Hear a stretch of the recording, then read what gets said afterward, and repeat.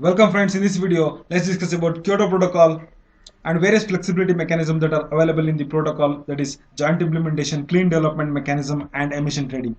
This Kyoto Protocol is an extension to 1992 United Nations Framework Convention on Climate Change. As we know in our previous video, UNFCCC is an international convention that is aimed to reduce the global greenhouse gas emission into the atmosphere, and this is not a legally binding convention, and it provides only a framework for the member countries to agree upon a protocol that puts binding limit on the member countries to reduce greenhouse gas emissions. So, in third conference of parties of UNFCCC, this Kyoto Protocol was adopted. This Kyoto Protocol then sets the binding limit on the member countries to reduce global greenhouse gas emissions. So, this Kyoto Protocol was adopted in 1997 and came into force only in 2005 because certain number of countries must have ratified before it coming into force. So only in 2005 it came into force, and the first commitment period for the Annex 1 countries, that is the industrialized countries, to reduce the global greenhouse gas emissions was started in 2008 to 2012, and at present the second commitment period is running, that is from 2012 to 2020. So at present there are currently 192 parties under the Kyoto Protocol, and Canada recently withdrew from protocol on December 2012 because it feels that it is facing discrimination. And this Kyoto Protocol implements the objectives of UNFCCC, that is reducing the global greenhouse gas emissions. And this Kyoto Protocol sets the legally binding obligation on the developed countries to reduce the global greenhouse gas emissions.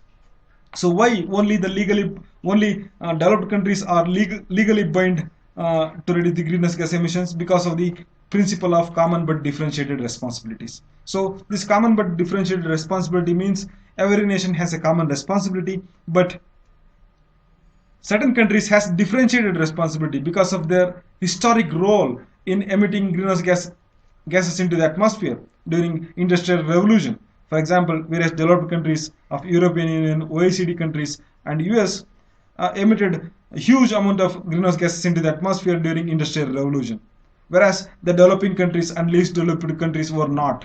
So only the developed countries has the moral obligation to reduce the greenhouse gas emission into the atmosphere. So this is the common but differentiated responsibilities. Now let's look at some of the principal concepts of the Kyoto Protocol. So this Kyoto Protocol provides legally binding commitment for the Annex 1 countries, that is the industrialized countries. Okay, and these commitments were based on the Berlin Mandate. And implementation of the protocol is based on the Annex 1 countries are required to prepare various policies, programs and measures for reduction of greenhouse gases in their respective countries. In addition, they are required to reduce the absorption of greenhouse gases and utilize all other mechanisms that are available in the protocol, including joint implementation, clean development mechanism and emission trading. And other principle of the protocol is that minimizing the impact of global warming on developing countries and least developed countries by establishing a fund called Adaptation Fund for Climate Change. And this fund will provide financial assistance to developing countries and least developed countries in undertaking various green initiatives and also to adapt to the global warming. And other principles include the accounting, reporting and review of greenhouse gas emission into the atmosphere must be there in order to ensure the integrity of the protocol. So there is established institutional mechanism for accounting, reporting and review of the greenhouse gas emission into the atmosphere with respect to the individual countries. So the compliance, establishing a compliance committee is there to enforce the compliance with the commitment under the Kyoto Protocol. So this is a well structured protocol to put legally binding obligation on the Annex 1 countries, that is the industrialized countries, to reduce global greenhouse gas emissions. So the country, in order to provide the responsibility to the member countries differentially, okay, categorize the countries into different annexes, which are mentioned in the annexures of the Kyoto Protocol. These are Annex 1 country, Annex 2 country, and non-annex countries. This Annex 1 countries includes developed countries and industrialized countries, and these countries accepted the legally binding commitment to reduce greenhouse gas emissions. And Annex 2 countries are some of the Annex 1 countries. Okay, some of the Annex 1 countries, they agreed that along with accepting legally binding obligation, they also provide financial assistance to developing countries and also transfer of technology to developing countries in helping them to mitigate and adapt to global warming.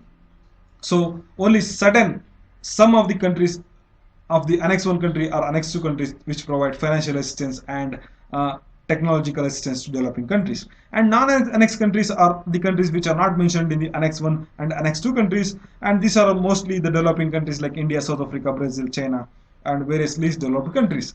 And the protocol also mentions the Annex A, and this Annex A includes 6 greenhouse gases that must be reduced by the Annex 1 countries, okay, legally and voluntarily by the non-Annex 1 countries. Okay, and these greenhouse gases are carbon dioxide, methane, nitrous oxide, sulfur hexafluoride, perfluorocarbons, hydrofluorocarbons. Only these 6 gases are mentioned in the Kyoto Protocol. Please remember from prelims point of view.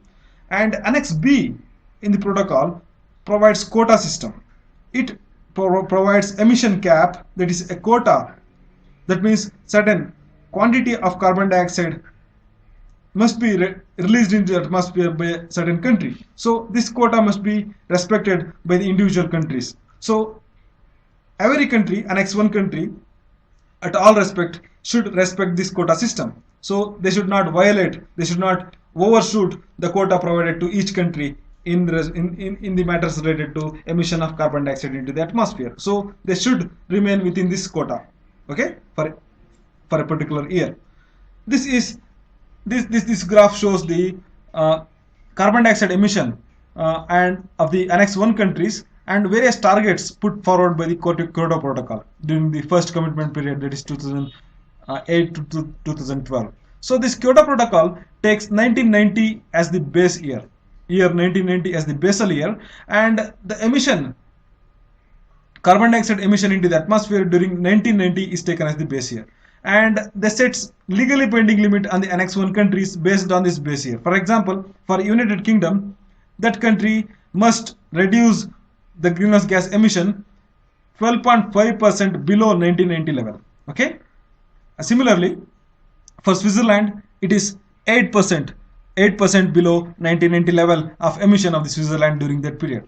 So such kind of targets are provided under Kyoto Protocol for all the Annex 1 countries. So various countries succeeded in reducing the greenhouse gas emissions. For example, here Romania, it was given only 8% reduction from the 1991 level. It succeeded in achieving 53.1% below 1991 level. And Latvia, only 8% was fixed. It achieved 63.8% below 1990 level.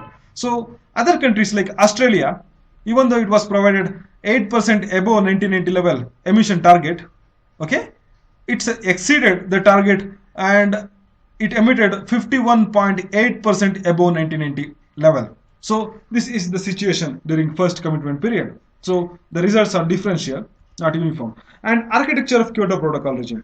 And this architecture includes reporting and verification procedure. So there is an established procedure is there for reporting and verification of the greenhouse gas emissions, and flexible market mechanisms and a compliance system.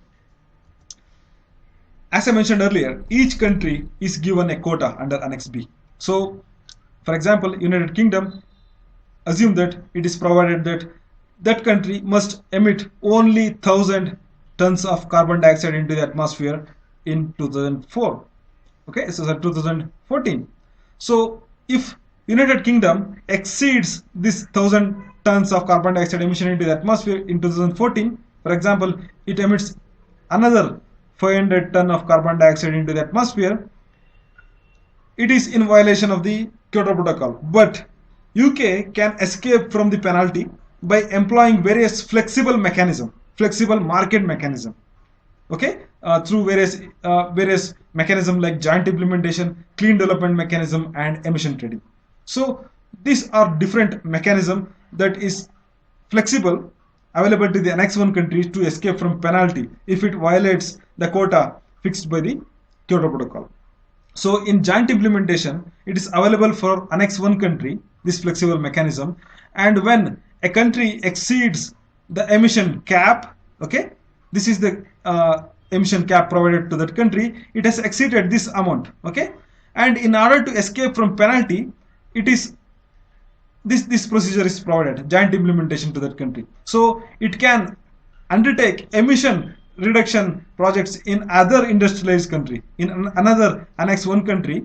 Okay, various emission reduction projects like renewable energy projects like wind energy, solar energy, and employment of reforestation and afforestation projects. So by undertaking these projects in other industrialized country, it may result in reduction of emission equivalent to that amount which has exceeded the limit. So if UK undertake emission reduction project in other industrialized country like Switzerland, okay, and it has succeeded in reducing the amount of carbon dioxide that it has exceeded during that period, so this country is escaped from penalty. So this is a flexible mechanism.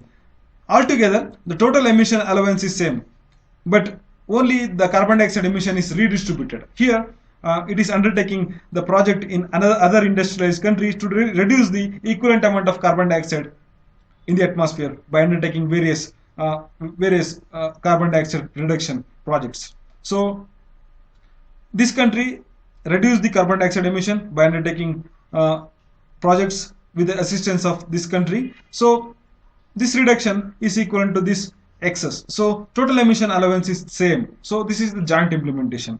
So this is a flexibility mechanism available to the Annex 1 country. And clean development mechanism is similar to joint implementation, but here the Annex 1 country, that is industrialized country, is investing in non-annex country, that is developing country,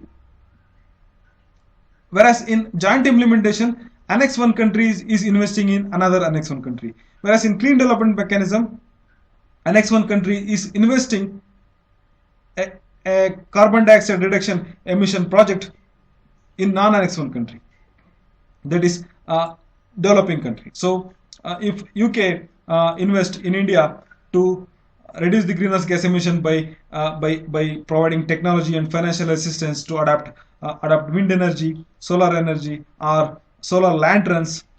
So this is the clean development mechanism. So they can escape from penalty from the Kyoto Protocol. So India and China are the major markets for clean development mechanism, and various Annex 1 countries are investing in India to escape from the penalty. Okay, 14.7% of the total clean development mechanism projects are invested in India, and China, 60% of the projects are invested in China, and certain Republic of Korea 9.1%, Brazil 7.2%, likewise. So this is clean development mechanism. And in emission trading, here, as I mentioned earlier, each country is given a total emission cap, that is a quota. So if that country exceeds that quota, it can buy carbon units, carbon credit from other country which is within the limit of the quota. So if that country has 5 units of carbon dioxide, that means 5 tons of carbon dioxide equivalent gases remain within that quota, it can sell that unit to the country which has violated the quota system. So this is the carbon credit. It can buy the carbon credit from the other countries, that is other industrialized countries. So that the units are traded among the industrialized countries to remain within the limits. Here also the total emission allowance is the same for the member countries. So here this country has saved the carbon dioxide emission into the atmosphere, so it can sell this reduced carbon dioxide emission to the country which has violated this emission cap. Okay, so this is emission trading. And there are penalties for the non-compliance in the Kyoto Protocol. Okay, if a country does not meet the requirement for the measurement and reporting, then it loses the privilege of gaining credit through joint implementation projects. Okay, joint implementation projects are denied to those countries. Okay, and if the country crosses emission cap, then that country must make the difference. Okay, and additional 30% emission reduction in the next year. So these are the penalties that are levied on the Annex 1 countries if it violates the emission cap obligations. So at present, the status of the protocol is that first commitment period started in 2008 and it ended in 2012, and the second commitment period was agreed on 2012 itself, known as Doha Agreement, okay, Doha Amendment to the protocol, and in which 37 countries have binding targets.